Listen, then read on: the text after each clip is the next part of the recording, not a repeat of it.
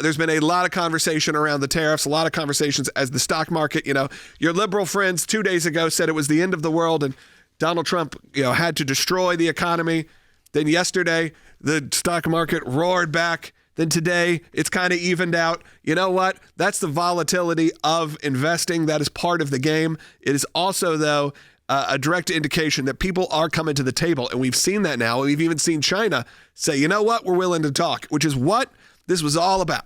That's right. So the U.S. economic advisor to the White House economic advisor, Kevin Hassett, has said that there are more than 15 countries that have made explicit offers that they're studying and concerning offers of a deal. 60 or 70 have reached out. That's right. So you're looking at a large portion that are coming to the table with, as I said, explicit offers like, here is the deal that we can make. And that prompted the pause. There is also, the bond market was a little topsy-turvy, and that also the White House reacted to that, saying that the bond market was in a bad place, which is a different situation because that's leveraged debt around the world that could also. And so they are like, look, these people are coming with good faith offer. Let's pause these and keep moving forward. And also China, you're up to now 124%, something like that. Yeah, something wild. And look, I know that's hurting a lot of people too, a lot of small businesses. So hopefully this can get taken care of shortly. I don't want to laugh that off. Ken's calling in Louisiana.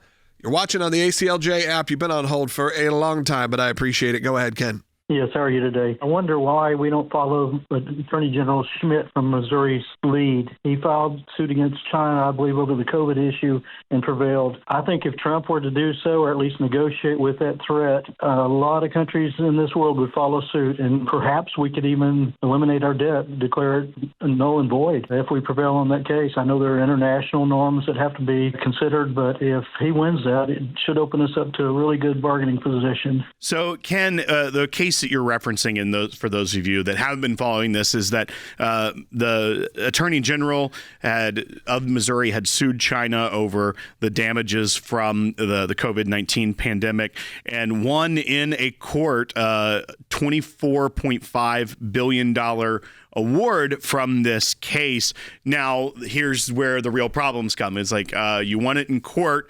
China is not going to pay the $24.5 billion. So is it just a show? They are claiming that if there are assets within the state of Missouri or things of that nature, they will try to go through court to collect on that. But when you're talking about how large the trade deficit and situation is with China, there's no way that even the assets that we would recover in the United States would cover that. So for a national policy, I think the state took a very novel idea and pursued it in court, and they were able to win a judgment.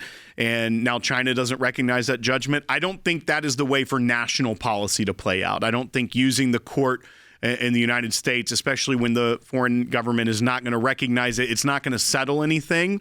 When you have the power of the presidency and the foreign policy power of the United States doing things like a trade war, negotiations, those type of things are going to make a much bigger impact long term and be able to get that economic adversary to the table more efficiently than trying to do a novel claim through the court system and then try to force them to pay it. So I like where your head's at. I like the creative thinking. But as far as for the United States government, it wouldn't put a dent in it and could actually harm things even more so than doing it through these levers that the president has the power to do. The attorney general of a state would not have the power to do.